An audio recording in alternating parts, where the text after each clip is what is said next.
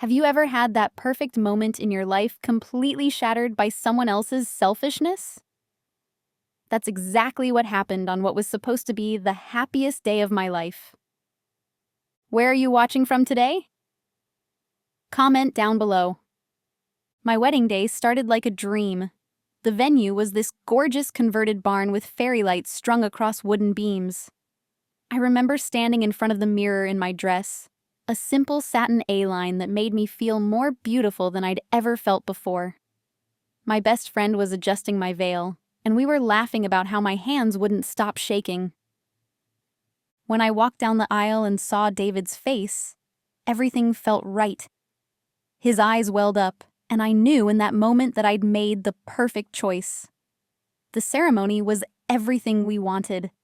Personal vows that made everyone cry, my college roommate singing our favorite song, and David's nephew bringing the rings without dropping them, which we'd all been secretly worried about. After we said "I do," we danced into the reception like we were floating. Our first dance was to "At Last" by Etta James, and I remember thinking that this was it. This was the beginning of our life together, just the two of us building our future. If only I'd known how wrong I was about the "just the two of us" part. The reception was in full swing. We'd just finished dinner, the speeches were done, and people were hitting the dance floor. I was talking to my cousins who had flown in from Seattle when I noticed David in what appeared to be an intense conversation with his mother, Patricia. Now, I should probably tell you about Patricia. She'd always been involved in David's life. Too involved, if you ask me. She called him daily, had opinions about everything from his career choices to his haircuts, and had a way of making every conversation about herself. But David was her only child, and after her husband died 5 years ago, she'd become even more dependent on him. I'd learned to manage her quirks during our 3 years of dating. I smiled through her backhanded compliments about my cooking, nodded when she suggested better ways to organize our apartment, and bit my tongue when she referred to me as David's current girlfriend, even after we got engaged. But what happened next was on a whole different level. "Everything okay?" I asked, sliding my arm around his waist. Patricia turned to me with what I can only describe as a triumphant smile. "Oh, I was just telling David the wonderful news. My lease is up next month, and rather than renewing it, I've decided to come stay with you two for a while. Just temporarily, of course." I felt like someone had dumped ice water down my back. Stay with us? In our apartment? Our one-bedroom apartment that barely fit the two of us and our stuff. Well, of course, dear. Until I find a new place.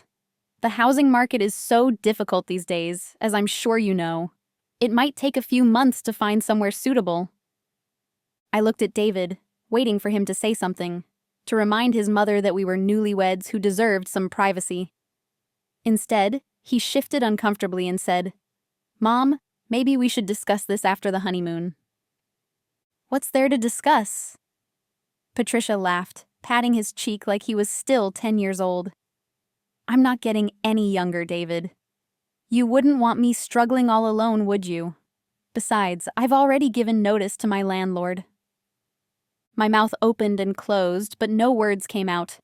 She'd clearly planned this, waiting until our wedding day to drop this bomb when she knew it would be nearly impossible for me to react honestly without looking like a heartless bride having a meltdown. "We'll figure something out," David mumbled, not meeting my eyes. Patricia beamed. "I knew I could count on you, sweetheart. Now, who wants some cake?" She sauntered off toward the dessert table, leaving me frozen in place. The music and laughter around us suddenly seemed far away. "David," I finally managed to say, "please tell me you're not seriously considering this." He sighed, that deep, resigned sigh I'd come to dread. "What choice do I have, Emma?" "She's my mother. She's given notice on her apartment. Where's she supposed to go?" "That's not our problem. She made this decision without even asking us. On our wedding day." "She's family," he said, as if that explained everything. It's just temporary. But I knew better. In Patricia's world, temporary could mean anything from weeks to years. And the fact that she'd orchestrated this whole thing to coincide with our wedding wasn't a coincidence. It was strategic. I tried to push it out of my mind for the rest of the reception. This was supposed to be our perfect day, and I refused to let Patricia ruin it entirely. But as we danced and laughed with our friends, her announcement hung over me like a dark cloud. Later that night, after we'd said goodbye to our guests and retreated to our hotel suite, I brought it up again. "David, we need to talk about your mother." He was loosening his tie, looking exhausted but happy until I mentioned Patricia. His shoulders immediately tensed. "Can we not do this tonight? It's been such a perfect day." "Had been a perfect day," I corrected him. "Until your mother announced she's moving in with us, without asking, right after our wedding." "She has arthritis now?" "That's the first I'm hearing of it." I kicked off my heels, feeling the frustration building. And if she's so lonely, why didn't she mention wanting to move closer to us before today? Why spring it on us at our wedding? David ran his hands over his face. "I don't know, Emma. She doesn't always think things through." "Oh, she thought this through perfectly," I countered. "She knew exactly what she was doing, announcing it in front of everyone so we couldn't say no without looking terrible." "What do you want me to do? Tell my widowed mother she can't stay with us when she has nowhere else to go?"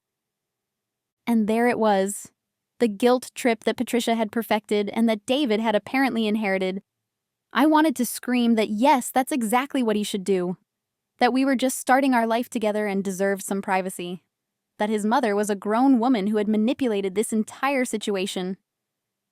Instead, I took a deep breath. "I want you to stand up to her. Set some boundaries. Tell her she can stay for 2 weeks, max, while she finds a new place. And she needs to actively look, not just pretend to while settling into our home." David nodded, but I could tell by the way he avoided my gaze that it wouldn't happen. He'd never been able to stand up to his mother. Not when she accidentally excluded me from family events. Not when she criticized my career choices. Not even when she suggested he was rushing into marriage the week before he proposed. We went to bed that night with an unresolved tension between us. As David slept peacefully beside me, I stared at the ceiling, thinking about how Patricia had managed to insert herself into our marriage before it had even properly begun. Our honeymoon was a brief reprieve. One glorious week in a beachfront cottage where Patricia couldn't reach us except for the daily texts to David asking if we were having fun, if the weather was nice, if he was remembering to wear sunscreen. Each text a small reminder that she was waiting for us back home. And as our plane touched down after that perfect week away, I felt a sense of dread settling in my stomach. Because I knew that what awaited us wasn't the newlywed bliss I'd been looking forward to. It was Patricia. We'd been home from our honeymoon for exactly 3 days. 3 days of blissful normalcy, unpacking our suitcases, arranging wedding gifts, and falling into the comfortable rhythm of married life. David had gone back to work, and I was enjoying my last few days off before returning to the office. I was in the middle of organizing our new kitchen gadgets when the doorbell rang. I wasn't expecting anyone, so I figured it was probably a package delivery. I opened the door and froze. "Surprise!" she exclaimed, as if showing up unannounced with enough luggage for a year-long expedition was a delightful gift. "I'm here." "Patricia," I managed, trying to keep my voice steady. "We weren't expecting you until next week." A lie.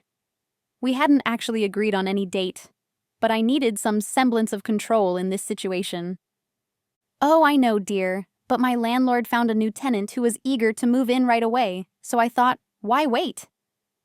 She gestured to the mountain of luggage behind her. "Could you help me with these? My back isn't what it used to be." Before I could respond, she had already pushed past me into our apartment, dragging one of her suitcases behind her. Oh, this is cozy, isn't it? Smaller than I remembered, but we'll make it work. I stood there, door still open, watching as Patricia surveyed our living room with the critical eye of an interior decorator on a reality TV show. I could practically see the wheels turning in her head as she mentally rearranged our furniture. David didn't mention you were coming today, I said, finally closing the door and resigning myself to the situation. I pulled out my phone to text him the unwelcome news. I wanted it to be a surprise, Patricia replied, already moving a stack of my design magazines from the coffee table to make room for her oversized purse. Where should I put my things? I assume the office? Our office was really just a small nook off the living room where we'd squeezed in a desk and some bookshelves. We'd talked about eventually finding a 2-bedroom place so we could each have our own workspace, but for now, it was the only semblance of separate space in our compact apartment. Actually, Patricia, we don't have a spare room. We thought you might be more comfortable on the pull-out sofa. I gestured to our couch, which converted into a bed that was only slightly more comfortable than sleeping on a pile of rocks. She laughed as if I'd told a joke. Oh, Emma, I couldn't possibly sleep out here in the open.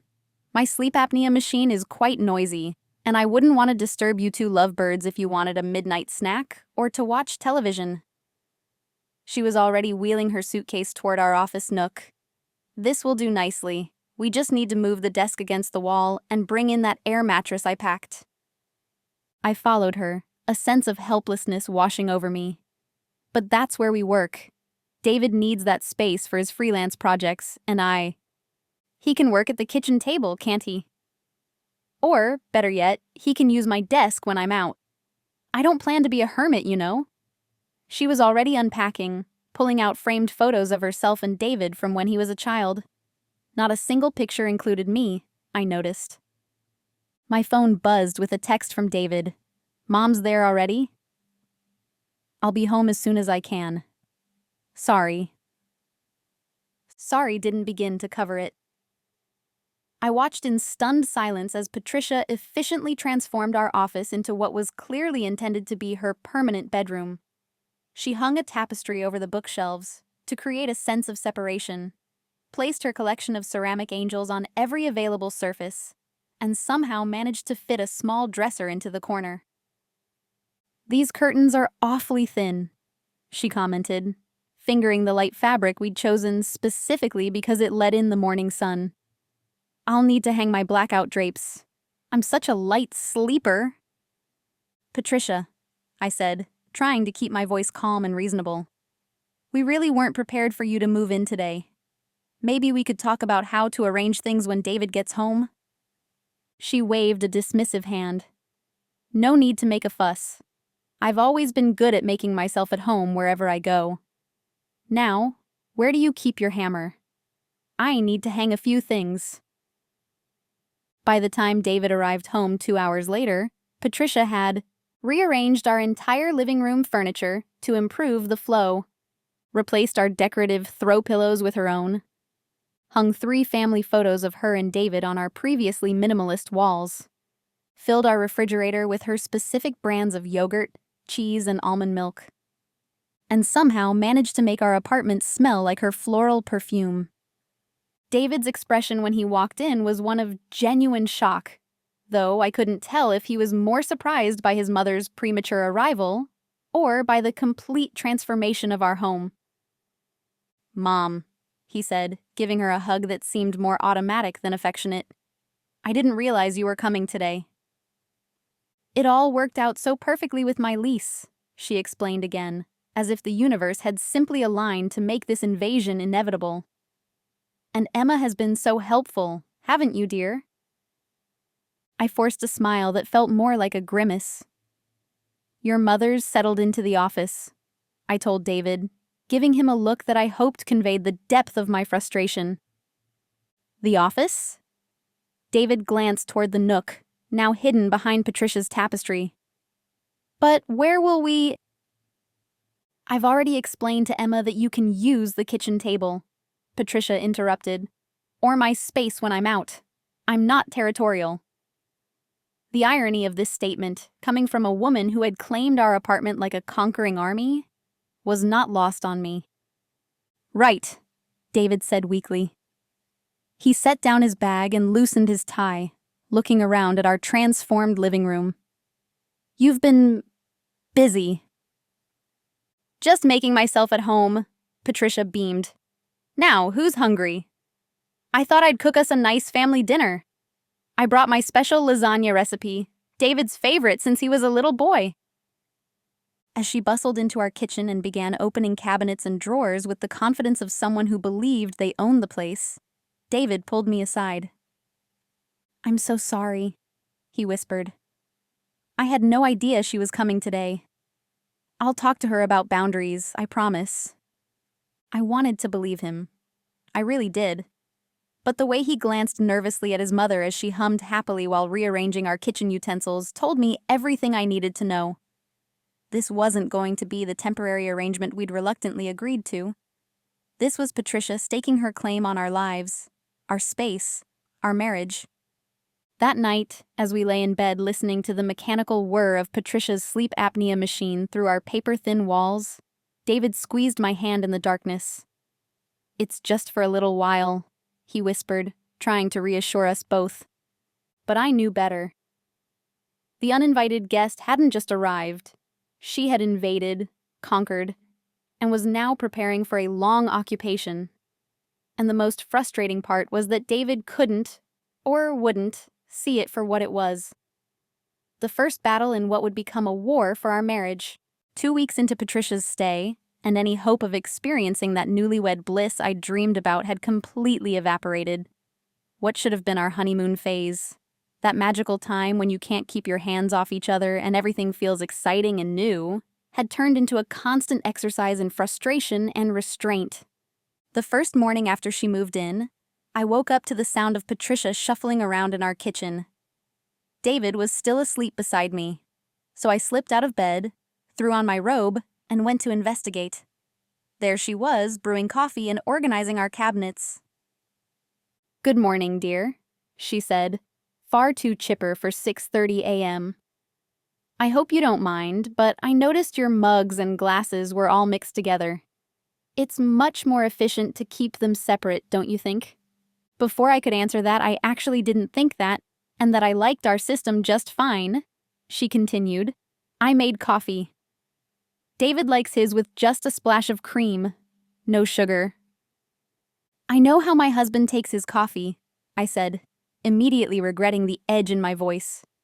It was too early for confrontation. Patricia just smiled that patronizing smile of hers. "Of course you do, dear. I'm just trying to be helpful." That set the tone for what became our new normal. Every private moment seemed to be interrupted by Patricia's presence or her needs. One evening, David and I were cuddled on the couch watching a movie, his arm around me, my head on his shoulder, a rare moment of normalcy. Then came the voice from behind the tapestry. David immediately disentangled himself from me. "Coming, Mom." What should have been a 5-minute fix turned into an hour-long project of finding the leak, patching it, and then testing the mattress by having Patricia lie on it while David watched anxiously to make sure it would hold. By the time he returned to the couch, the movie was nearly over, and the mood was definitely gone. Even more intimate moments weren't sacred. One morning, we were in the shower together, one of the few places we could find privacy, when Patricia knocked urgently on the bathroom door. "David? David, the sink is making a strange noise. I think something's wrong with the plumbing." We froze, water streaming down our faces. David looked at me apologetically before calling out, "I'll be right there, Mom." As he hastily rinsed off and stepped out of the shower, I leaned against the tile wall, closing my eyes in frustration. The emergency turned out to be the normal gurgling sound our pipes sometimes made, something Patricia would have known if she'd bothered to listen when I'd mentioned it to her 3 days earlier. It wasn't just the interruptions. It was the constant, manufactured crises that always seemed to require David's immediate attention. the TV remote that mysteriously stopped working whenever he and I were having a conversation, the light bulb that needed changing right as we were heading out for a date night, the strange noise from her laptop that couldn't wait until morning. David tried to be understanding of my frustration, but he couldn't seem to see through his mother's tactics. "She's just not used to living with other people," he'd say. Or, "She doesn't mean to interrupt." Or, my personal favorite, "She's just lonely." One Saturday afternoon, David and I had planned to go furniture shopping for a new bed frame, something we'd been saving for. We were just about to leave when Patricia appeared, hand dramatically pressed to her forehead. "I hate to be a bother," she began, in a voice that suggested she enjoyed nothing more. "But I'm feeling quite dizzy today. I don't think I should be left alone." "I'll be fine," she sighed, lowering herself onto our couch with the air of a Victorian lady about to faint. "But perhaps you could stay home, just in case? Emma can go shopping on her own, can't she?" I caught the triumphant glint in her eye as David turned to me apologetically. "Would you mind going alone?" "I can come next weekend." I minded very much. But the alternative was to come across as the heartless daughter-in-law who didn't care about her mother-in-law's health. So I went alone, seething the entire time, and came back to find Patricia miraculously recovered and teaching David how to make her special meatloaf recipe. "Oh, Emma, you're back!" she exclaimed. "Did you find anything nice? David and I have had the most wonderful afternoon bonding in the kitchen. I've been teaching him all his childhood favorites." David, bless his oblivious heart, smiled happily, flour dusting his cheek. "Mom's been telling me stories about when I was a kid. Did you know I used to sleep with a toy vacuum cleaner instead of a teddy bear?" "Fascinating," I muttered, dropping my keys on the counter with more force than necessary. Patricia knew about my plans. I'd specifically told her I was making a special dinner and asked if she wouldn't mind giving us some privacy. She'd agreed, saying she had a bridge game at her friend's house anyway. I'd just set the table when David texted to say he was on his way home. Perfect timing. I lit the candles, dimmed the lights, and was opening the wine when the front door opened. It wasn't David. It was Patricia, with a friend I'd never seen before. "Emma, look who I ran into at the supermarket. This is Gladys from my old building. Her car wouldn't start, so I told her she could wait here while A comes. I hope you don't mind." Mind? Did I mind that she'd invited a stranger into our home on our anniversary after explicitly promising to give us privacy? Of course I minded. But there was Gladys, a sweet-looking elderly woman who clearly had no idea what she'd walked into, smiling apologetically. "I hope I'm not imposing."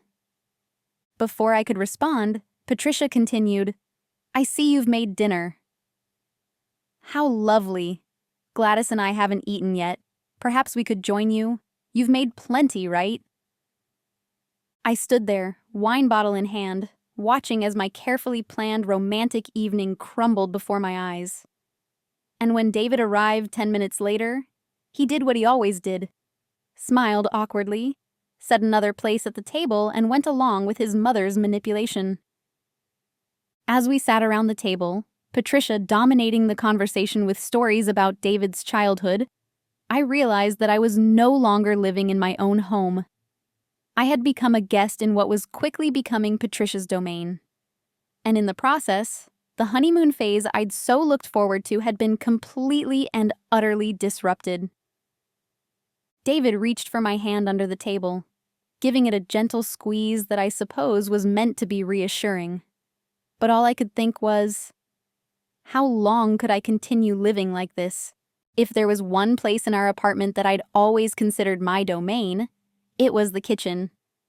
I wouldn't call myself a master chef by any means, but cooking had always been my way of unwinding after a long day at work. There was something therapeutic about chopping vegetables, stirring sauces, and creating something that David and I could enjoy together. Patricia, however, had other ideas. It started with small comments. A raised eyebrow when I added garlic to a pasta dish. Oh, David has always been sensitive to garlic. It gives him such terrible indigestion. This was news to me, considering I'd seen him devour garlic bread like it was going out of style throughout our relationship. Then came the helpful tips. As I was preparing chicken for dinner one night, Patricia hovered behind me, clicking her tongue. You really should pat the meat dry before seasoning it. And that knife you're using isn't sharp enough. It's dangerous, you know. Dull knives cause more accidents than sharp ones. I gritted my teeth and continued cooking. I've been using this knife for years, Patricia. I'm comfortable with it. Well, comfort isn't everything, dear. Proper technique is important. She reached around me to demonstrate, effectively pushing me aside in my own kitchen. See? Like this. Each evening became a battle for control over the stovetop. If I started preparing dinner, Patricia would inevitably find her way into the kitchen, offering unsolicited advice, or worse, taking over completely. Why don't you let me finish up here? She'd say, gently nudging me away from the stove. You must be tired after working all day. Go put your feet up. It sounded thoughtful, but it felt like a criticism, as if I couldn't handle both a career and cooking dinner for my family. And the worst part was that David seemed oblivious to the power struggle happening right in front of him. Isn't Mom great? He'd say as Patricia served up another one of his childhood favorites. She's such a help around the house. I wanted to scream that she wasn't helping. She was hijacking. But instead, I'd smile tightly and agree, feeling like I was slowly disappearing in my own home. The final straw came one Sunday when I decided to make my grandmother's famous lasagna, a recipe I'd perfected over years, and one of the first dishes I'd ever made for David. He'd raved about it then, declaring it better than any restaurant version he'd ever had.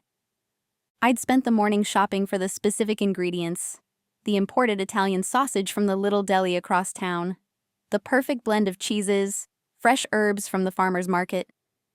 I was actually looking forward to spending the afternoon cooking, maybe reclaiming a little bit of my territory in the process. I had just finished browning the sausage when Patricia wandered into the kitchen, immediately wrinkling her nose. My goodness, that's aromatic. What are you making? Lasagna, I replied, deliberately keeping my tone upbeat. My grandmother's recipe. It's David's favorite. Patricia's expression shifted just slightly, but enough for me to catch the disapproval. Oh, how nice. Although David's always preferred my lasagna. I make it with cottage cheese instead of ricotta, much lighter on the digestion. Well, he seems to enjoy both versions, I said diplomatically, continuing to stir the sauce. Patricia moved closer, peering into the pot. That seems awfully red. David doesn't care for acidic tomato sauces. They give him heartburn. I bit back the retort that David had never once complained about heartburn after eating my cooking. I add a bit of sugar to cut the acidity, I explained instead. It's part of the recipe. It was my Italian grandmother's recipe, so I think it qualifies, I said, unable to keep the edge out of my voice. Patricia raised her hands in mock surrender. No need to get defensive, dear. I'm just looking out for David's comfort. I took a deep breath and returned to my cooking, trying to ignore her presence. But Patricia wasn't done. You know, she said, leaning against the counter, I make a wonderful white lasagna with chicken and spinach. No tomatoes at all. David absolutely loves it. Maybe I could make it for dinner tomorrow. Give you a break from cooking. Before I could respond, David walked in, sniffing the air appreciatively. Something smells amazing. Patricia immediately turned to him. Emma's making lasagna. I was just telling her about my white lasagna that you love so much. Oh yeah, that is good, David said absently, peering into the pot I was stirring. But Emma's lasagna is amazing too. Different, but equally delicious. It was meant as a compliment, but the equally stung. As if my signature dish, the one he'd praised so enthusiastically before his mother had moved in, was now just on par with hers. Patricia smiled triumphantly. Well, I'll make mine tomorrow then. You can decide which you prefer. And just like that, my special dinner had been turned into a competition I never asked for. The next night, Patricia took over the kitchen completely.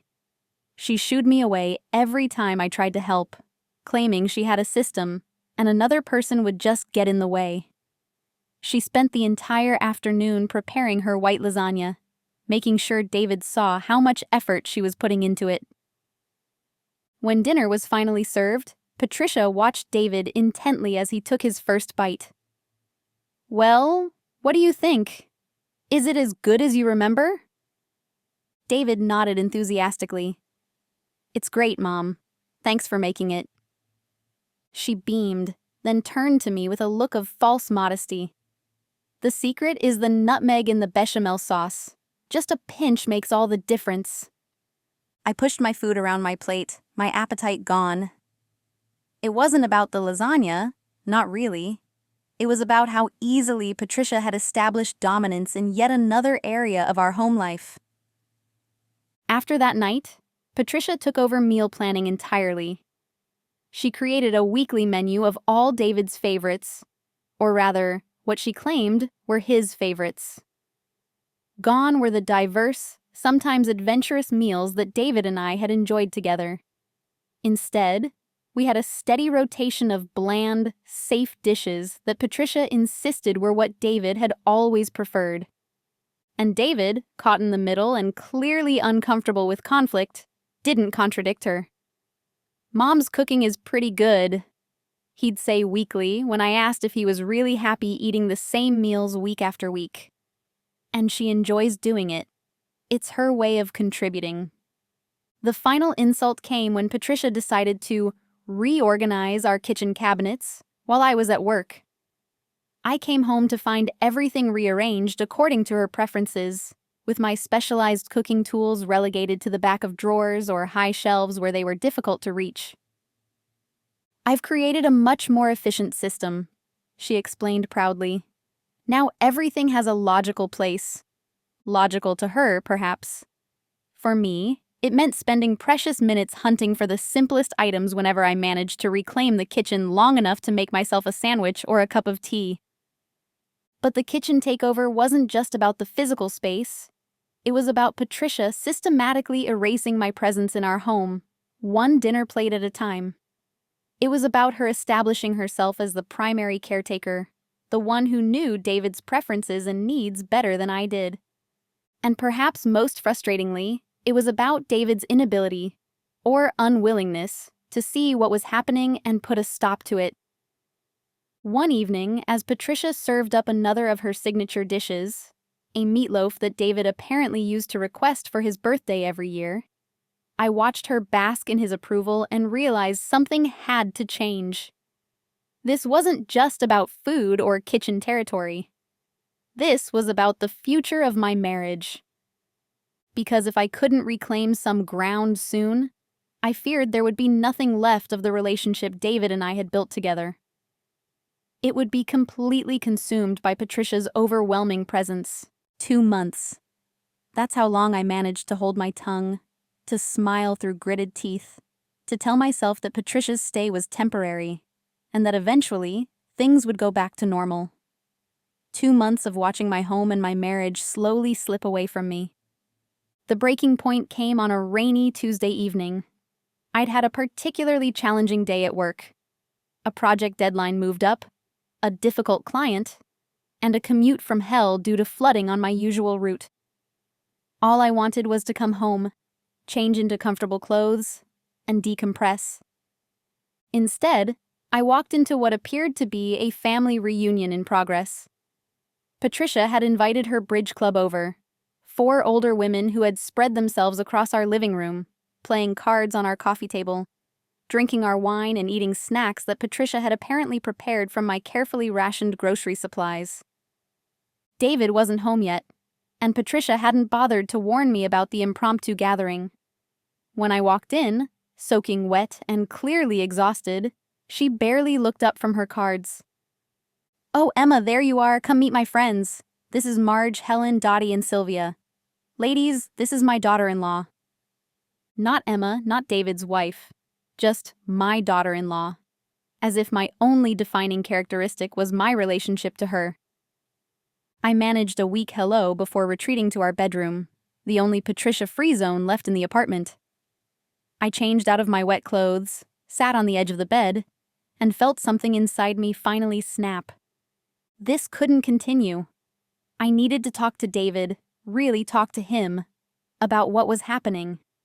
No more tiptoeing around the issue, no more vague complaints that he could brush aside. It was time for a genuine confrontation.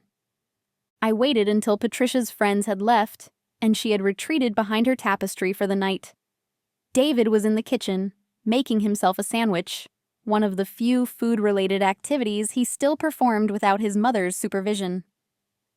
"David," I said quietly, "we need to talk." He looked up, mayonnaise-covered knife in hand, and must have seen something in my expression that told him this wasn't going to be a casual conversation. "What's up?" he asked, his tone deliberately light. "Not here," I replied, nodding toward the office nook where Patricia was presumably getting ready for bed. "Let's go to the bedroom."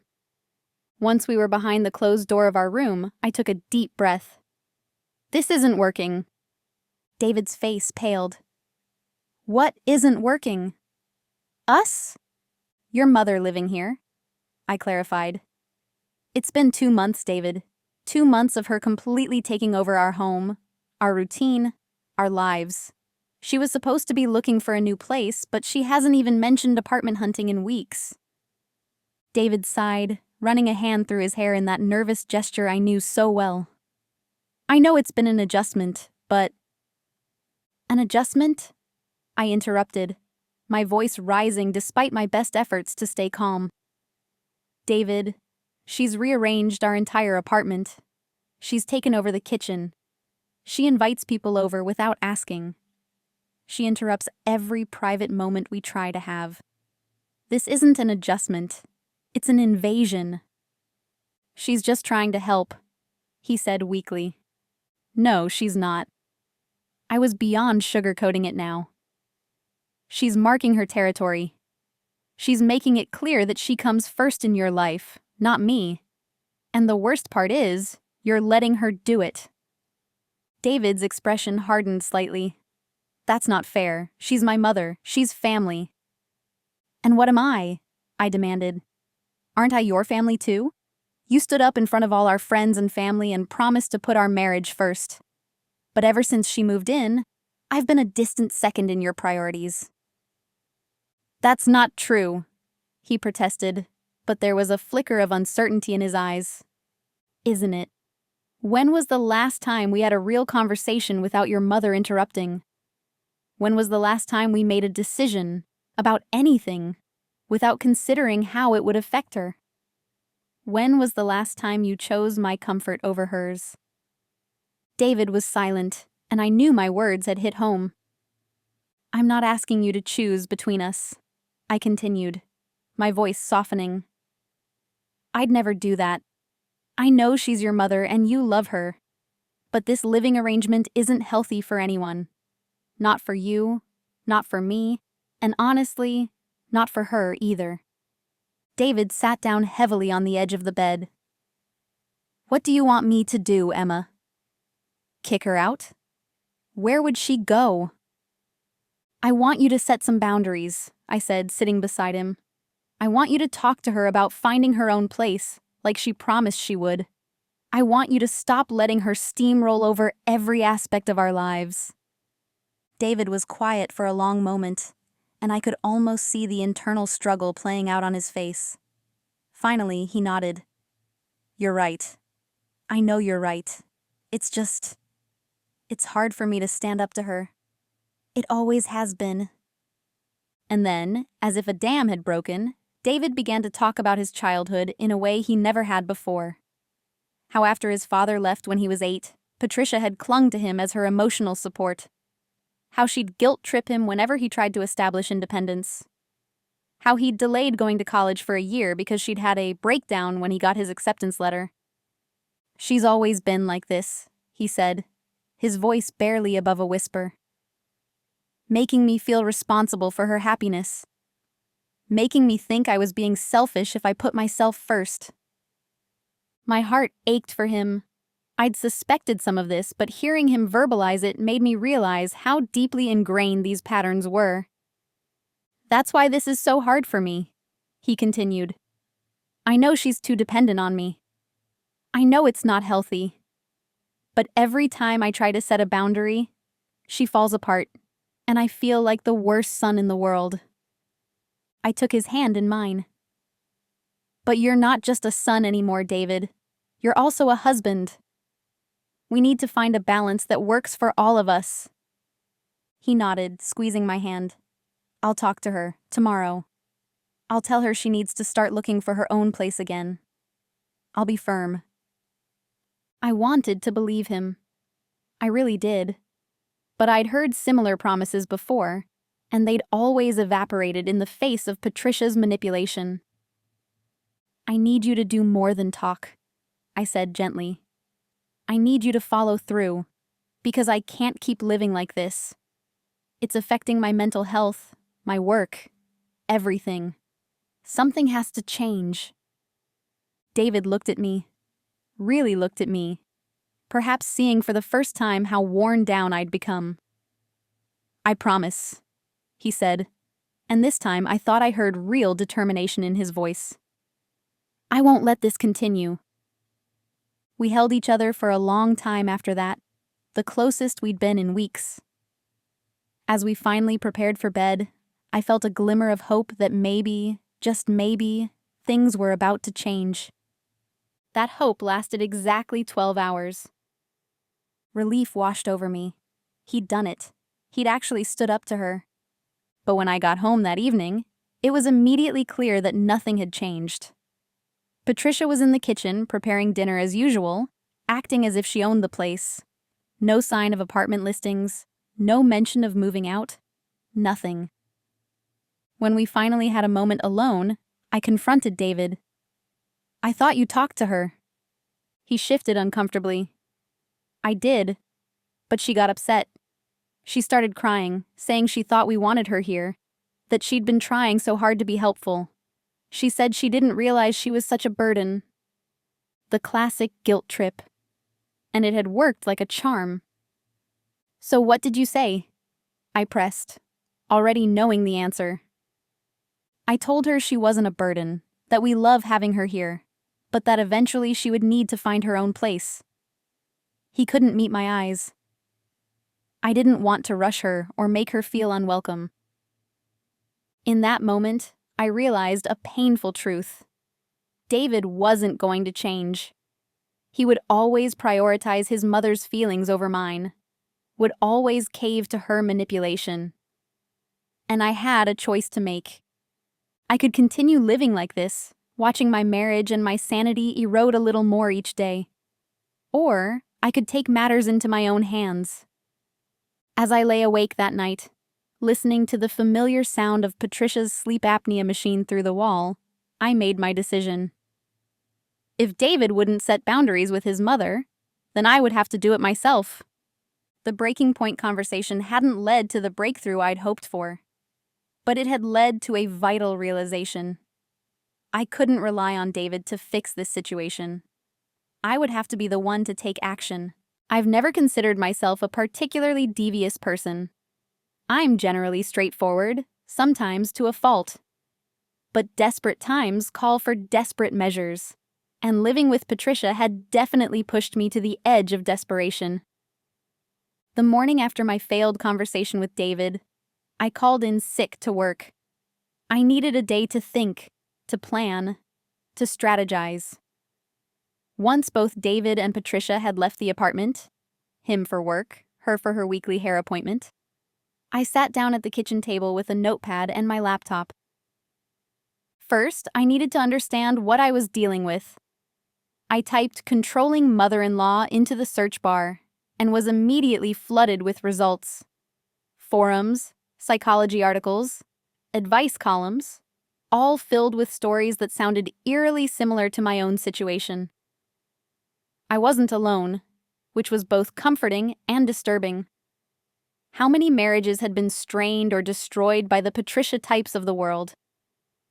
I spent hours reading about enmeshment, emotional incest, and boundary violations.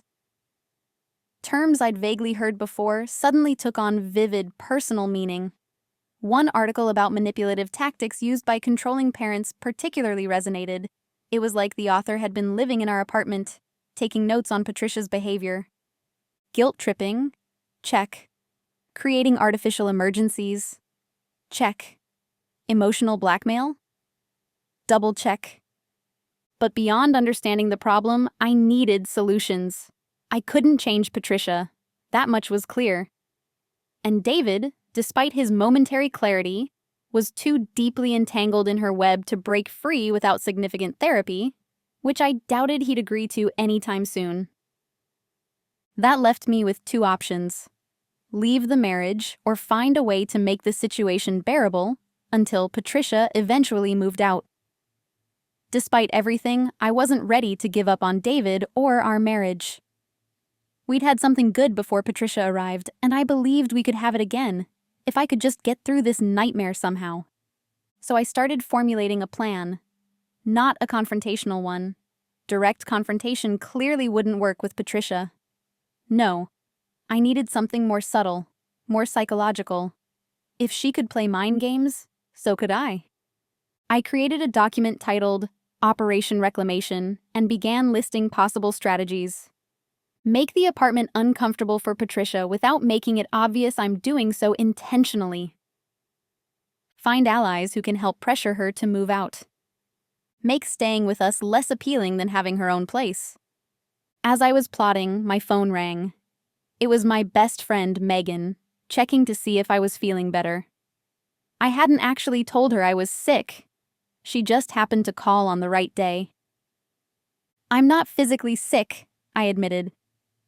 I just needed a mental health day. Patricia? She asked, immediately understanding.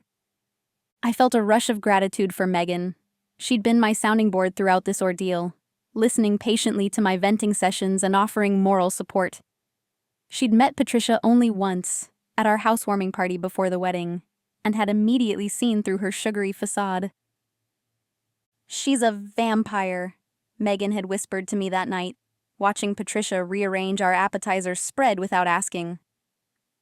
She'll suck the life out of your marriage if you let her. At the time, I'd laughed it off as Megan being dramatic. Now I recognized it as prophecy. Want to grab lunch? Megan suggested. You sound like you could use a friendly ear. An hour later, we were settled in a booth at our favorite diner, and I was pouring out every frustrating detail of the past 2 months. Megan listened, her expression shifting from concern to outrage as I described Patricia's latest antics. And David just lets this happen? She asked when I finally paused for breath. He tries to stand up to her, I said, feeling oddly defensive of my husband despite my own frustrations. But she knows exactly how to manipulate him.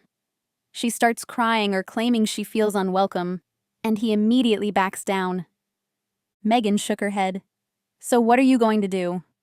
I showed her my Operation Reclamation document. I'm going to make it so uncomfortable for her to stay that she'll want to leave. Megan raised an eyebrow.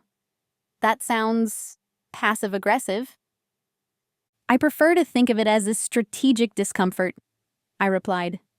I've tried being direct. I've tried letting David handle it. Nothing has worked. So now I'm going to fight fire with fire. What exactly are you planning? She asked, both concern and curiosity in her voice. I outlined some of my ideas. Playing music she hates early in the morning, adjusting the thermostat to temperatures she finds uncomfortable, accidentally using her favorite mug for my coffee. Megan frowned. That seems pretty mild compared to what she's doing to you. I'm just getting started, I assured her. I'm thinking of it as a gradual escalation. Start small, then build up to bigger disruptions. Like what? Like inviting people over during her favorite TV shows, using all the hot water before her shower, cooking with ingredients she hates, Megan considered this for a moment. It might work, or it might make her dig in deeper. You know how some people thrive on conflict? It gives them an excuse to play the victim. She had a point. Patricia did seem to enjoy portraying herself as the long-suffering mother, misunderstood and underappreciated. "What would you do?" I asked. Megan took a sip of her coffee, thinking. "Have you considered just being brutally honest with her? Not in an attacking way, but in a clear, no room for misinterpretation way. Patricia, living together isn't working. Here's why. You need to find your own place by X date." I shook my head. She'd just go crying to David, and we'd be back at square one. "Then maybe you need to have that conversation with both of them together," Megan suggested. "Make it clear that this is a deal breaker for you. Because Emma, honestly, it should be. This woman is destroying your marriage." The word deal breaker hit me hard. Was I really willing to end my marriage over this? The answer surprised me. Yes, if nothing changed, I was. I couldn't live the rest of my life as a guest in my own home, constantly walking on eggshells, watching my husband prioritize his mother's feelings over mine. "I'll try the direct approach one more time," I conceded. "But if that doesn't work, I'm implementing Operation Reclamation." Megan smiled, reaching across the table to squeeze my hand. "Whatever you decide, I've got your back. And if you need a place to crash when things get too crazy, my couch is always available."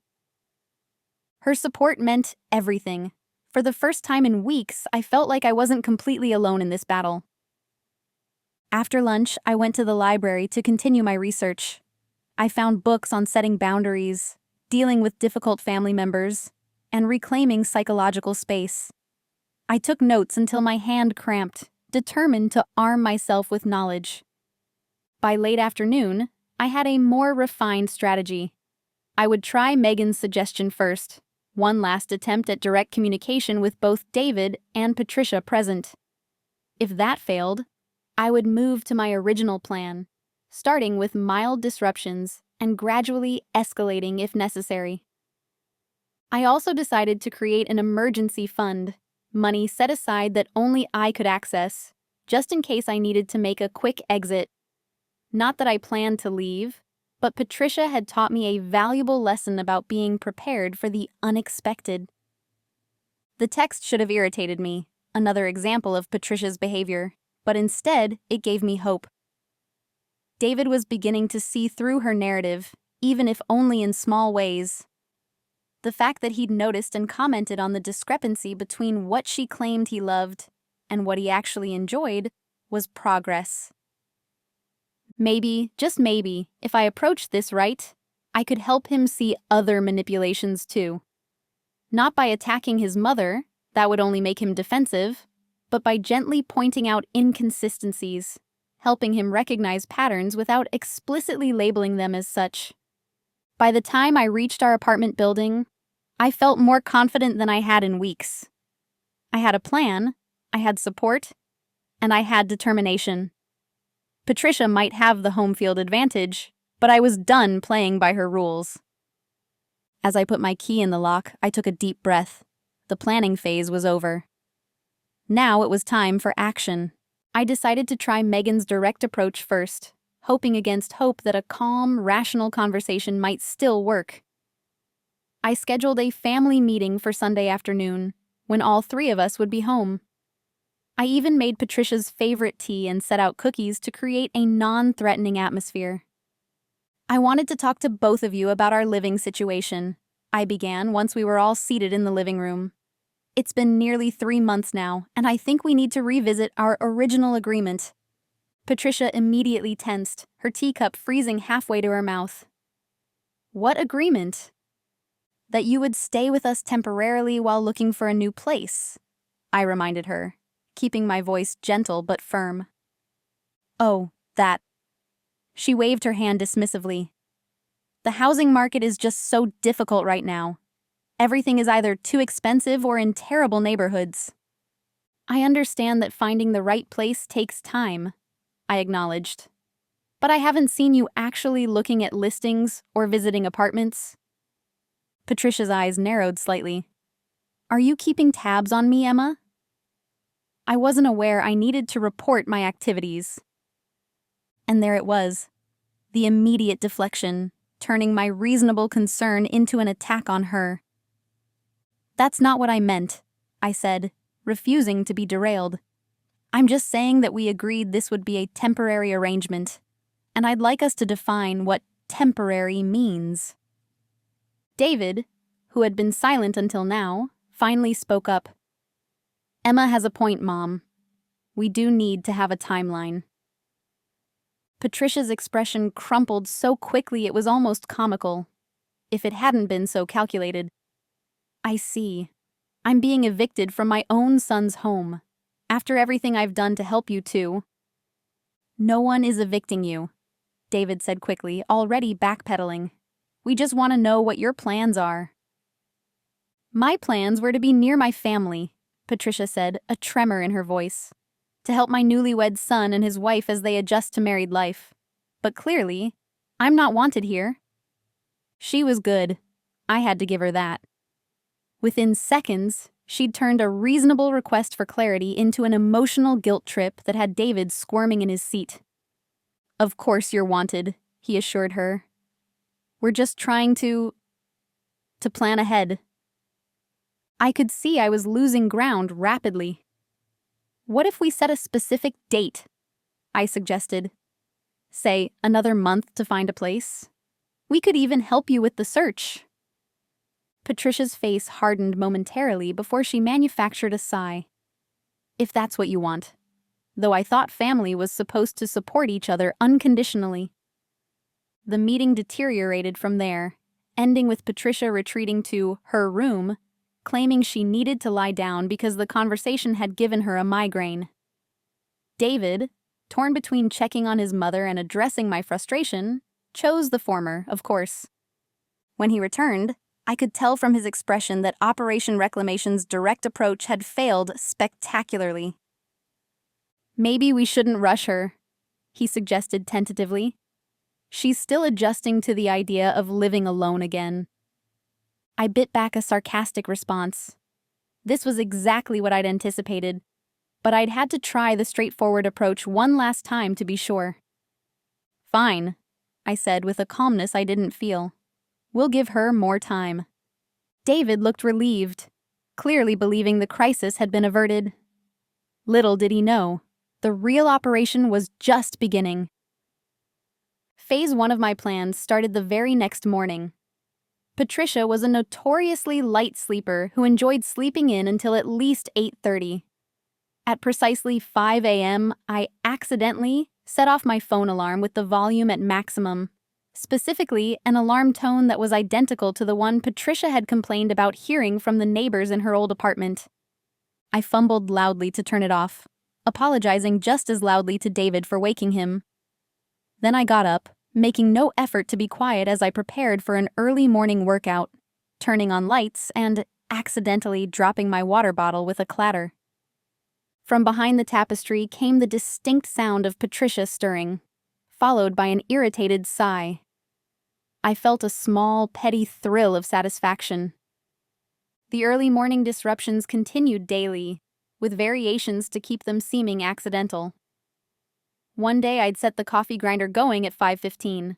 Another day I'd have a work call that required me to talk just loudly enough to penetrate the thin walls of our apartment. Patricia began to look tired, with dark circles under her eyes. When she complained to David about the noise, I expressed sincere apologies, explaining that I was trying a new morning routine to improve my productivity at work. Maybe we could get you some earplugs, I suggested sweetly. Or would you prefer a white noise machine? I know it must be hard to sleep with all the activity in the apartment. She declined both offers, unwilling to admit that our small apartment might not be the ideal living situation for her. Phase 2 involved Patricia's favorite afternoon TV show, a melodramatic soap opera she'd watched religiously for decades. She structured her entire day around it, making sure she was comfortable on our couch at exactly 2 p.m., snack and drink at the ready. I started scheduling my lunch breaks to coincide with her show, coming home with a friend from work who desperately needed relationship advice or wanted to see our apartment. We'd sit at the kitchen table, just visible from the living room, having animated conversations that made it impossible for Patricia to hear her program. "Would you mind turning it up?" she'd ask tersely, pointing the remote at the TV. "Oh, I'm so sorry. Are we being too loud?" I'd respond, lowering my voice for approximately 30 seconds before resuming at the same volume. After about a week of this, Patricia adjusted her schedule, recording her show to watch later when the apartment was quieter. I counted this as a small victory. She'd changed her routine, not me. Phase 3 targeted Patricia's shower habits. She liked long, hot showers every morning to help with her circulation problems. I started timing my own showers to end exactly 5 minutes before she typically entered the bathroom, using up just enough hot water that her shower would turn lukewarm halfway through. The first time it happened, she emerged from the bathroom looking affronted. "The hot water ran out," she announced accusingly. "That's strange," I said, feigning concern. "Our building has been having some plumbing issues lately. I'll mention it to the superintendent." Of course, I never did, and the hot water continued to mysteriously run out whenever Patricia showered. After the third occurrence, she started taking her showers in the evening instead. Another small adjustment to her routine, another tiny victory for me. Phase 4 was perhaps my favorite, the culinary offensive. I learned that Patricia detested spicy food, claiming it gave her indigestion. So I began incorporating spices into our meals, subtly at first, then with increasing intensity. "This has quite a kick to it," she remarked during one dinner, reaching for her water glass. "Does it?" I asked innocently. "I barely taste the heat, but I can make something else if it's too spicy for you." No, she insisted, her pride preventing her from admitting weakness. "It's flavorful." She suffered through the meal, her face growing increasingly flushed, refusing to concede that the food was too spicy for her. The next night, I made an even spicier curry. By the third consecutive spicy meal, Patricia announced that she would be cooking for herself from now on, as she needed to watch her sodium intake. I expressed appropriate concern while silently celebrating the fact that I had reclaimed the kitchen. The beauty of my approach was its plausible deniability. None of my actions could be definitively labeled as hostile or intentionally disruptive. I was just living my life in my apartment, with habits and preferences that happened to conflict with Patricia's comfort. David noticed the tension but couldn't quite put his finger on the source.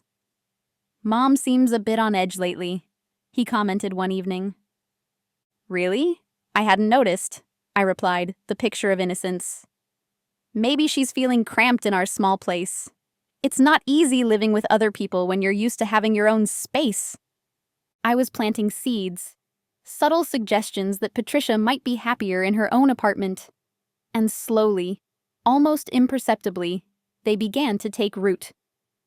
Operation Reclamation was officially underway, and for the first time in months, I felt a sense of control returning. Patricia had declared war the moment she moved in. Now I was finally fighting back. 2 weeks into Operation Reclamation, I was making progress but not nearly fast enough. Patricia was irritated and uncomfortable, but she showed no signs of actively looking for her own place. If anything, she seemed more determined to stay, as if leaving now would mean admitting defeat. I needed to escalate my tactics, but I had to be careful. Push too hard, and David might catch on to what I was doing. Not push hard enough, and I'd be stuck in this purgatory indefinitely. It was a delicate balance, and I was walking a tightrope without a net. My opportunity came when Patricia made an offhand comment about a small gathering she was planning for her birthday. "Nothing elaborate," she assured us. "Just 6 or 7 of my closest friends for afternoon tea." I nodded politely while internally panicking at the thought of Patricia inviting half a dozen of her cronies into our already crowded apartment. But then an idea struck, one that was deliciously perfect in its simplicity. "That sounds lovely," I said. "Should I invite my friends too? Megan and Alyssa would love to meet your friends, and they've been asking when they could visit again." Patricia's smile tightened. "Oh, I don't know if there would be enough space for everyone." "Nonsense," I insisted. "If we're hosting a party, we might as well make it a real celebration. In fact, let me take care of everything. I insist." The alarm in Patricia's eyes was palpable, but she couldn't very well refuse my offer to host her birthday gathering without seeming ungrateful. "That's very generous," she managed. "It's the least I can do," I replied sweetly. Over the next few days, I made a great show of planning the birthday tea. I ordered decorations online, had them delivered to the apartment, and left them conspicuously on the kitchen table. I mentioned the party to David repeatedly, emphasizing how important it was to celebrate his mother properly. The day before the event, I put my plan into action. I texted both David and Patricia, claiming I had a work emergency and would be home late. In reality, I was at Megan's apartment, enlisting her help for the next phase of my plan. When Patricia and David returned home that evening, they found the apartment transformed, but not in the elegant, refined way Patricia had envisioned for her tea party. Instead, I'd hung garish decorations more suited to a child's birthday: balloon animals, crepe paper streamers in clashing colors, and a banner that read, "Happy Birthday, Grandma," in glittering letters. The grandma was a particularly inspired touch, if I do say so myself.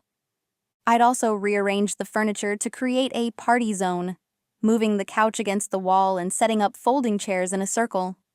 On the coffee table, I'd placed a plastic tablecloth with cartoon characters and paper plates featuring the same theme. Patricia was speechless when she saw it. David looked confused. "Emma went all out," he said uncertainly. "This is not what I had in mind," Patricia finally managed, her voice faint. I breezed in an hour later, full of enthusiastic energy. "Oh good, you're home. Do you like the decorations? I wanted it to be festive." Patricia's face was a study in barely concealed horror. "It's very colorful." "I thought so too," I agreed cheerfully. "Oh, and wait until you see the cake I ordered. It's shaped like a denture case." Patricia nearly choked. "A what?" "A denture case. You know, because... Well, anyway, it was the bakery's suggestion for an older person's birthday. I thought it was clever." The look she gave me could have curdled milk. David, bless his oblivious heart, was trying not to laugh, clearly thinking I'd made a well-intentioned but misguided decorating choice. "Maybe we could tone it down a bit," he suggested diplomatically. I widened my eyes in fake dismay. "But I spent all afternoon setting this up, and the party's tomorrow. There's no time to change anything now." Patricia, trapped between accepting my tacky decorations and appearing ungrateful, chose a third option. "Actually, I've been thinking perhaps a party is too much effort. My friends and I could just go out for lunch instead." "But I've already invited everyone," I protested. "Megan and Alyssa are bringing their boyfriends, and I told my colleague Jason to bring his band equipment for karaoke." "Band equipment?" Patricia looked like she might faint. "In this small apartment?" "It'll be cozy," I assured her. "Everyone's squished together, singing their hearts out. I've already made a playlist of classic rock hits from the 60s and 70s. Patricia abruptly excused herself to lie down, claiming a sudden headache. Once she was behind her tapestry, David turned to me. "Honey, I appreciate the effort, but I think this might be a bit much for Mom." She was probably thinking of something more subdued. I adopted an expression of wounded innocence. I was just trying to make it special for her. She's been seeming so down lately. I thought a lively party might cheer her up. David softened immediately. That's really sweet of you. But maybe we could modify things a bit. Take down the grandma banner at least? I reluctantly agreed, making a show of being disappointed that my efforts weren't appreciated. The next day, Patricia announced that she'd canceled her party entirely, opting instead for a quiet lunch with just 2 friends at a restaurant downtown. I counted it as a victory, even if a small one. But the party incident had an unexpected consequence. It got David thinking about our living situation in a new light. Mom seemed really stressed about that party, he commented a few days later. Maybe our place is too small for her to entertain the way she'd like to. It was the opening I'd been waiting for. It's definitely cramped for 3 adults, I agreed carefully, especially when one of them is used to having their own space to host gatherings. David nodded thoughtfully. I've been thinking, maybe we should help Mom find a place nearby, something small but nice, where she could have her own kitchen and living room. I kept my expression neutral, though internally I was doing cartwheels. That could work. If she had her own place close by, we could still see her regularly, but everyone would have their space. Exactly, David said, warming to the idea. I'll talk to her about it. Present it as us wanting to help her, not push her out. The conversation was a breakthrough. For the first time, David was suggesting a solution without me having to prompt him. But I knew better than to celebrate too early. Patricia would resist, and David might cave under pressure. Sure enough, when he broached the subject with his mother, she responded with her usual tactics. I just don't understand the rush, she said during dinner that night. I've been looking, but nothing feels right. And I thought you enjoyed having me here, David. Of course I do, Mom, he assured her. But Emma and I were thinking that you'd be more comfortable in your own place. You know, with your own kitchen to cook in, your own living room to decorate how you like. Patricia's gaze shifted to me, suddenly sharp and assessing. I busied myself with my food, avoiding eye contact. I see, she said slowly. And has Emma been uncomfortable with our arrangement? It was a trap, and I knew it. If David said yes, he'd be painting me as the villain. If he said no, we'd be back to square one. To my surprise, he navigated it perfectly. It's not about comfort, Mom. It's about everyone having their own space.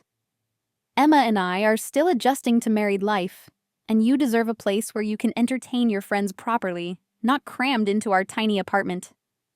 Patricia wasn't satisfied. I've been looking, David, but everything is either too expensive or too far away or in unsafe neighborhoods. Do you want your mother living somewhere dangerous? And there it was, the guilt trip, right on cue. But instead of backing down, David held firm. What about that senior living community we looked at before the wedding? The one with the garden and the clubhouse? They had nice apartments, and there would be people your age to socialize with. Patricia looked genuinely shocked that he was persisting. Those places are for old people, she protested. I'm not ready for that.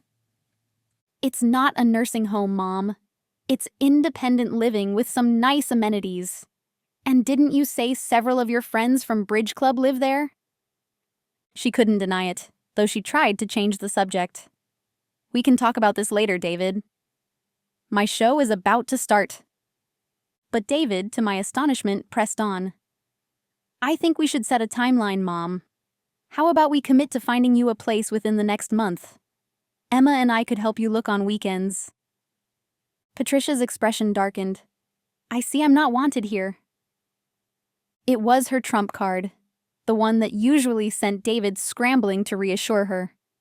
But this time, he didn't take the bait. That's not fair, Mom, and you know it. We love having you here, but this was always meant to be temporary. It's been almost 4 months now. The tension in the room was thick enough to cut with a knife.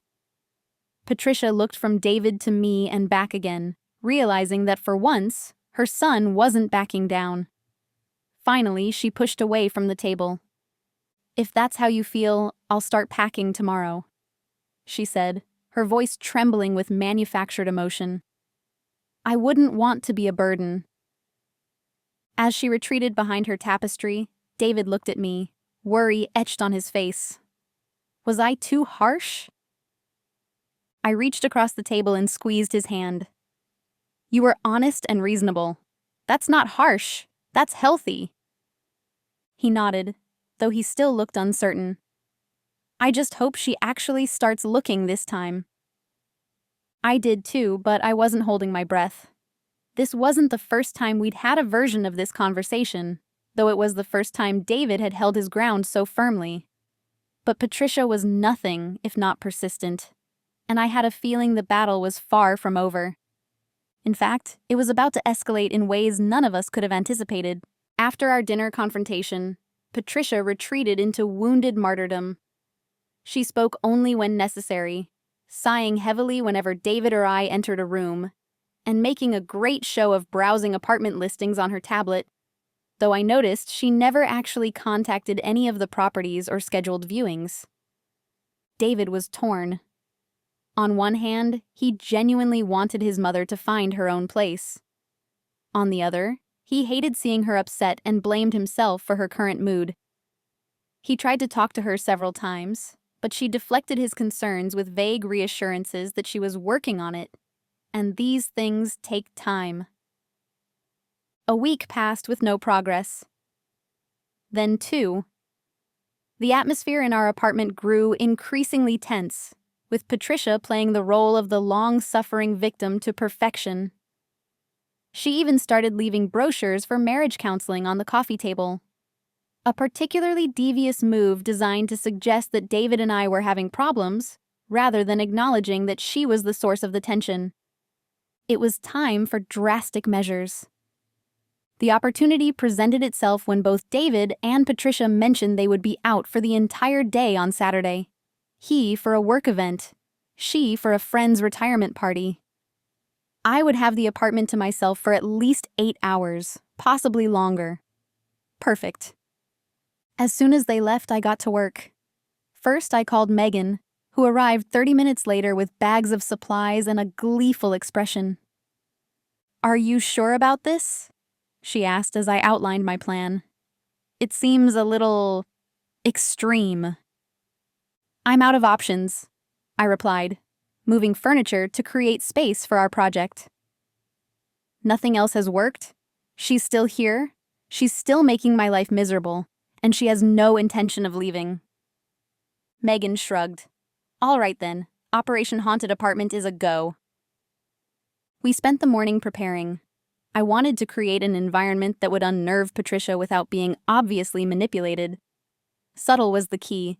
Changes she would notice, but that could be dismissed as coincidence or imagination. We started with the electronics.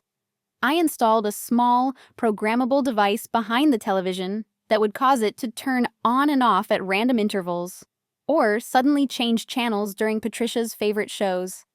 I connected it to my phone so I could control it remotely when needed. Next, we addressed the temperature issue. Patricia was always complaining about being cold, constantly adjusting our thermostat to tropical levels. I installed a smart thermostat that looked identical to our old one, but could be controlled via an app. I could now lower the temperature in the apartment when Patricia was alone, then return it to normal before David or I got home. The piece de resistance was the sound system. We hid small wireless speakers throughout the apartment, behind picture frames, under furniture, inside air vents. These would allow me to play faint, unexplainable sounds at strategic times.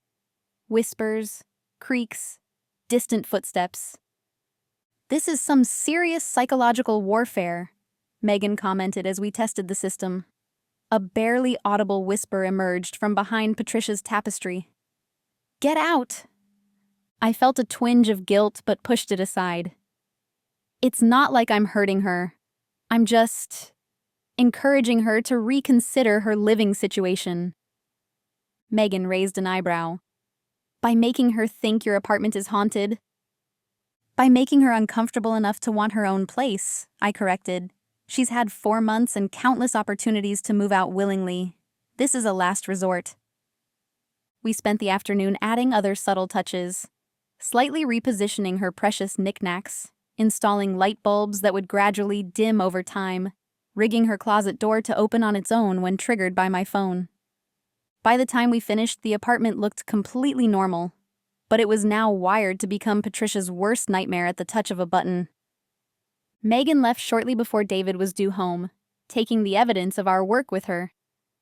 I restored the furniture to its usual arrangement and waited, feeling a mix of anticipation and nervousness. There was no going back now. David returned first, exhausted from his event, but in good spirits. We had a pleasant evening together, almost like old times before Patricia had moved in. He didn't notice any of the changes we'd made, which was exactly the point. Everything looked normal to the casual observer. Patricia arrived home late, after we'd gone to bed. I heard her moving around in the living room, then the familiar sound of her settling into her makeshift bedroom behind the tapestry.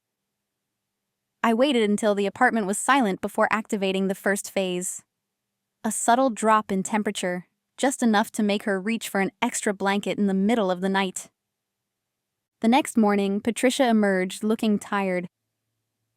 "Did either of you adjust the heat last night?" she asked over breakfast. "My room was freezing." David shook his head. "The thermostat was set to 72 when I went to bed.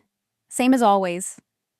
Patricia frowned, looking at the thermostat, which now displayed a perfectly comfortable 72 degrees again.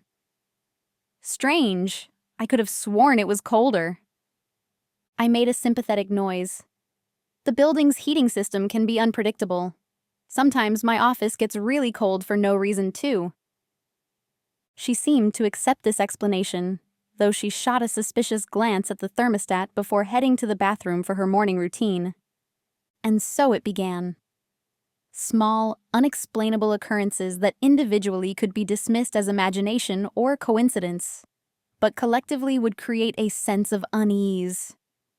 Her favorite mug moved from where she'd left it, the television changing channels during her soap opera, lights flickering briefly when she was alone in a room, the bathroom door closing on its own while she was washing her hands, all carefully timed to happen when David wasn't around to witness them. At first, Patricia didn't mention these incidents, probably doubting her own perceptions. But after 3 days of escalating phenomena, she brought it up during dinner.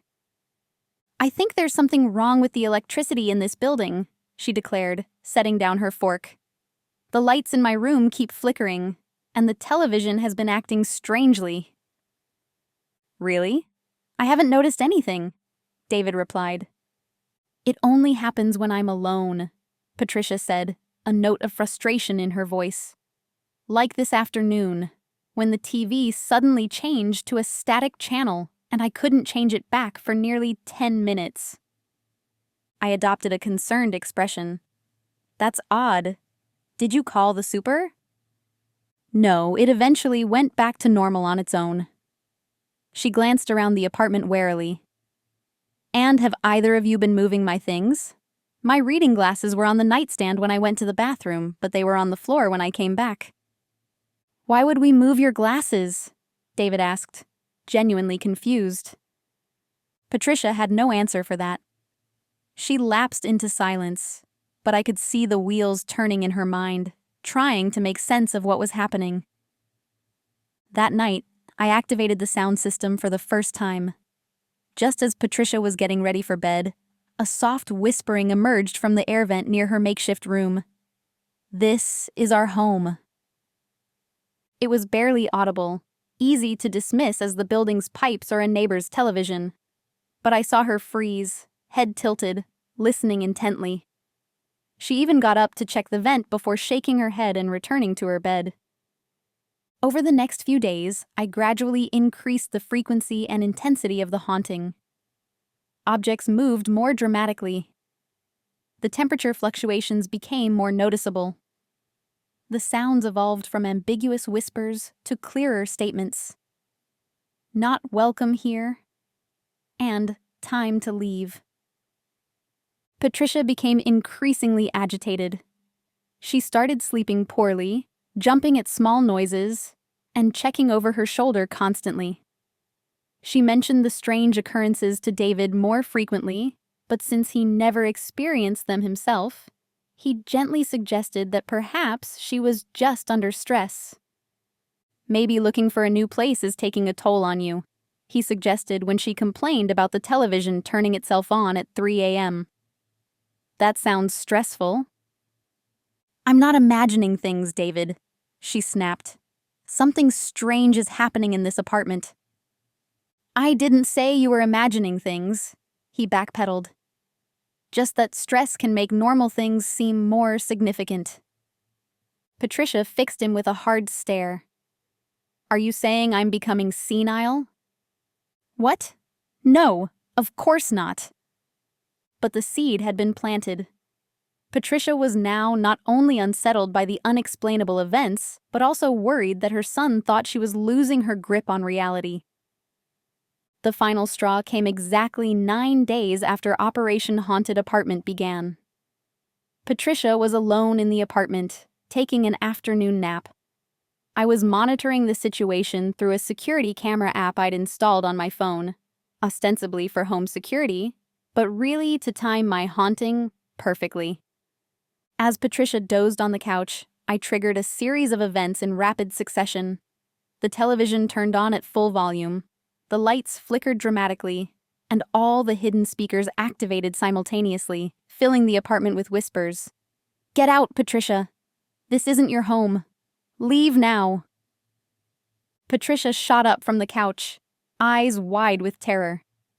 She spun around, trying to locate the source of the voices, but they seemed to come from everywhere and nowhere. Who's there? She called out, her voice shaking. This isn't funny. I watched on my phone as she frantically searched the apartment, checking behind doors and under furniture. Finding nothing, she grabbed her purse and practically ran out the door, not even stopping to put on her shoes. Phase 1 of the final plan was complete. Now, for Phase 2, I was at work when I received the frantic call from David. Emma, something's wrong with Mom, he said, his voice tight with concern. She called me in hysterics, saying the apartment is haunted and she can't stay there anymore. I feigned surprise, though I'd been expecting this call since Patricia bolted from our apartment. Haunted? What do you mean? I don't know. She's not making much sense. She says things have been moving on their own, voices coming from the walls. She's convinced there's some kind of supernatural presence targeting her specifically. That's bizarre, I said carefully. Where is she now? At Denny's, of all places. She ran out without her shoes and took a taxi to the nearest restaurant. I'm heading there now to pick her up. Do you want me to meet you there? I offered, knowing it was important I be present for what came next. Please, David sounded relieved. I don't know how to handle this. She's really scared, Emma. I felt a twinge of guilt at that. My intention had been to make Patricia uncomfortable, not terrify her. But then again, she had spent months making me uncomfortable in my own home, so perhaps a taste of her own medicine wasn't entirely unwarranted. I arrived at Denny's shortly after David. Patricia was hunched in a booth at the back, clutching a cup of coffee with trembling hands. Her hair was disheveled, her usually immaculate makeup smudged, and she was wearing mismatched borrowed shoes that the restaurant manager had found in their lost and found. She's been like this for over an hour, the sympathetic waitress told me quietly. Keeps talking about voices and moving objects. We were about to call someone, but then her son arrived. I thanked her and joined David and Patricia at the booth. Patricia looked up at me with wide, fearful eyes, a far cry from her usual calculating gaze. Emma, she said, her voice hoarse. You have to believe me. There's something wrong with your apartment. Mom's been telling me about some strange things she's been experiencing, David explained, his arm protectively around his mother's shoulders. Voices, objects moving, temperature changes. I nodded solemnly. That sounds frightening. How long has this been happening? About a week, Patricia said, some color returning to her face as she realized I wasn't dismissing her claims outright.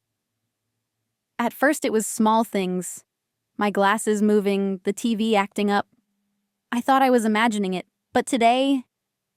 She shuddered. Today it was like the whole apartment came alive. Voices everywhere telling me to get out, that I wasn't welcome. And the lights. Like something from a horror movie. David looked deeply concerned. Maybe we should call someone to check the apartment. An electrician, or... No, Patricia interrupted sharply. I'm not going back there. Not tonight, not ever. Whatever is in that place doesn't want me there. This was the opening I needed. Where will you go? I asked gently. Patricia's expression crumpled. I don't know. A hotel, I suppose, until I can find somewhere permanent. David and I exchanged glances. This was the most receptive Patricia had ever been to the idea of moving out. Actually, David said carefully, I've been looking into some options for you, Mom. Remember that senior living community we talked about? The one where your friend Marge lives? They have a one-bedroom apartment available right now. I called them last week, just in case. Patricia didn't even bristle at the mention of senior living, which showed just how shaken she was. Could I go there tonight? I don't see why not, David replied. I can call them right now, explain the situation. As David stepped away to make the call, Patricia turned to me, her expression uncharacteristically vulnerable. You believe me, don't you, Emma? About what happened at the apartment? I reached across the table and took her hand in what I hoped was a comforting gesture. I believe that you experienced something frightening, Patricia. And I think maybe it's a sign that it's time for you to have your own space again.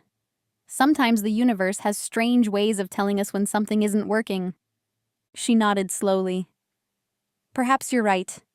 I've overstayed my welcome, haven't I? The direct acknowledgement caught me off guard.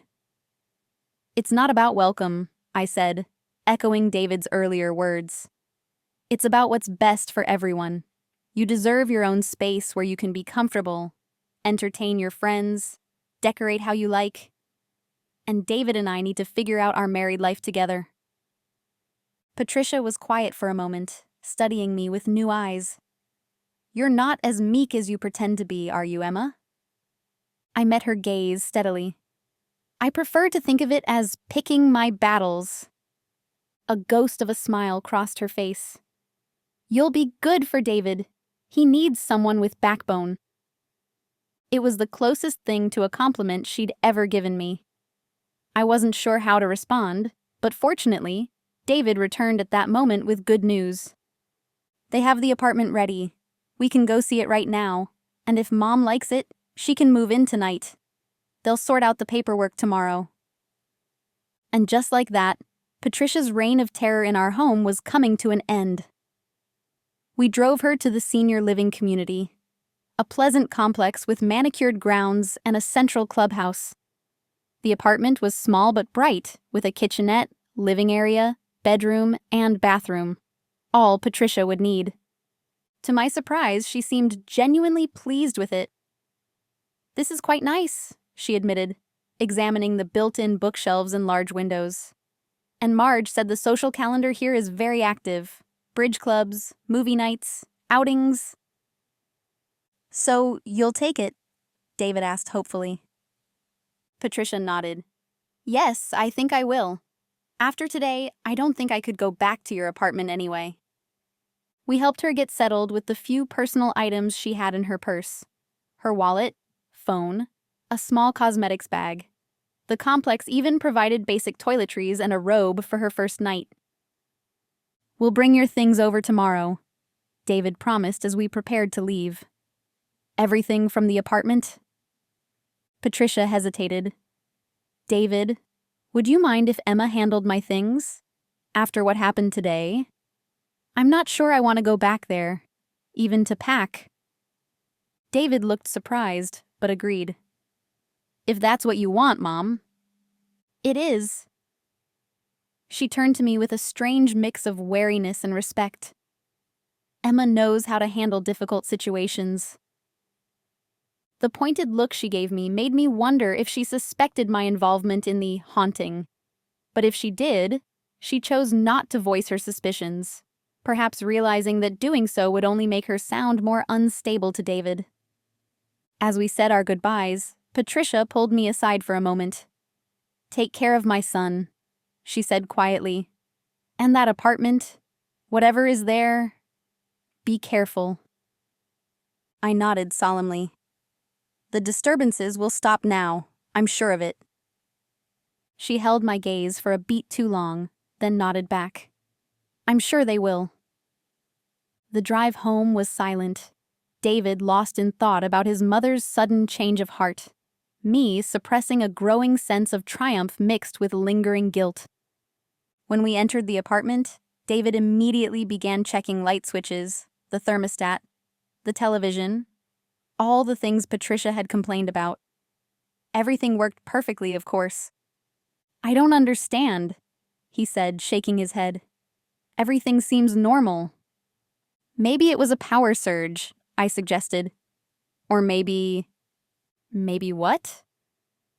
I chose my words carefully. "Maybe your mother was feeling subconsciously uncomfortable here. Sometimes stress can manifest in strange ways." David considered this. She has been under pressure lately, with us pushing her to find her own place. And living with newlyweds probably wasn't easy for her either. "Probably not," I agreed. "But now she has her own space, and we have ours again. Everyone wins." That night, for the first time in months, David and I had the apartment to ourselves. No Patricia listening through thin walls, no interruptions, no walking on eggshells. It felt like we could finally breathe again. Over the next few weeks, we settled into a new routine. We visited Patricia at her new apartment twice a week, bringing her remaining possessions in manageable batches. To everyone's surprise, she thrived in the senior community, quickly making friends and joining several activity groups. She even started dating a widower from the building next door, a development that both shocked and delighted David. Our relationship with her improved dramatically once we weren't living on top of each other. The distance allowed us to interact on more equal terms, with boundaries that everyone respected. Patricia still had her moments of manipulation and passive aggression, but they were easier to manage when we could end a visit and return to our own space. As for David and me, we finally had the chance to be newlyweds. We reclaimed our apartment, rearranging furniture, establishing our own routines, and enjoying the privacy we'd been denied for so long. The office nook returned to its original purpose, though we kept Patricia's tapestry as a reminder of what we'd overcome together. Did I feel guilty about the lengths I'd gone to in driving Patricia out? Sometimes, especially when I saw how much happier she was in her new environment. But mostly, I felt justified. Sometimes people need a strong push to make a change that's actually better for everyone involved. And Patricia? She never directly accused me of orchestrating the haunting, though she occasionally gave me knowing looks when the subject of her hasty departure came up. I think on some level she respected the tactics I'd employed. They weren't so different from her own manipulative methods after all. The last time we discussed it, at a family dinner several months later, she summed it up perfectly. "Sometimes the universe sends clear messages about where you belong. I'm just glad I listened." I raised my glass in agreement. "To listening to the universe," I said with a smile. Patricia met my eyes across the table, a glint of understanding passing between us. "And to finding where you truly belong." David, oblivious to the subtext, clinked his glass happily against ours. "To family," he added. And that's what we became. A real family, with healthy boundaries and mutual respect. Not because of supernatural intervention, but because sometimes, when reason fails, a little haunting is exactly what's needed to restore balance to a home.